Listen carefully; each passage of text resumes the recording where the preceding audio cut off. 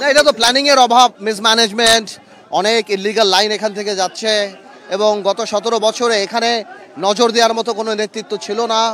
সরকারও এই ব্যাপারে খামখেয়ালি ছিল। ছোটোখানি জায়গা, অনেক মানুষ, এটাকে আসলে একটা রাজনৈতিক সরকার আসলেই যারা উপলব্ধি করতে পারে মানুষের কি অসুবিধা হচ্ছে, সেখানেই এটা করা সম্ভব আমার ধারণা। তো আমরা আপাতত এগুলি দেখছি, আমরা খবর নিচ্ছি মানুষের কাছে।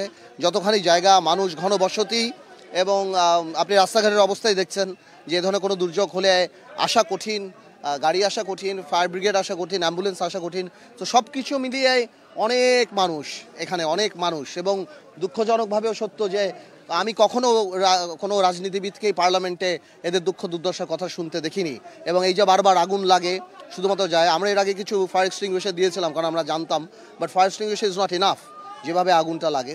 বাট ইনশাল্লাহ দেখি, ন্যাচারাল ডিজাস্টার তো আমাদের পাশে থাকতে হবে মানুষের, এটাই বড় কথা। না, আপনি রাস্তাঘাটের অবস্থা দেখেন, যেভাবে মানুষ এখানে থাকে, যেই অবস্থান আপনি দেখেন, যেভাবে মানুষ থাকছে, তো ইট ইজ ডিফিকাল্ট। বাট সবচেয়ে বড় কথাটা হলো আগুনের পর কী হবে সেটা না, আগুন যাতে না লাগে সেই সাবধানতা এখানে মেনটেন করতে হবে। ঠিক আছে, থ্যাংক ইউ।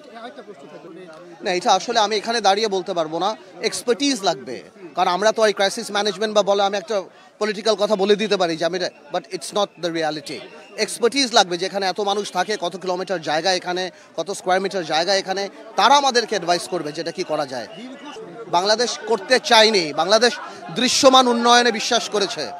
এইটা সেটা আমার যাতে মানুষ দেখে, জনগণের কোয়ালিটি অফ লাইফ নিয়ে গত 17 বছর 20 বছর মানুষ কাজ করেনি। না, পলিটিক্স থাকুক না, মানুষের ভালোর জন্য যদি পলিটিক্স থাকে সেখানে তো কোনো প্রবলেম নাই।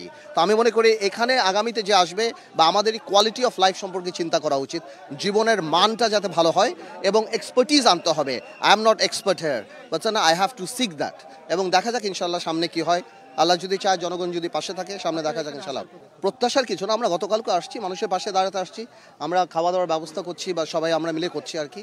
তো সেটার জন্যই আসছি, আর কিছু না। ঠিক আছে, থ্যাংক ইউ।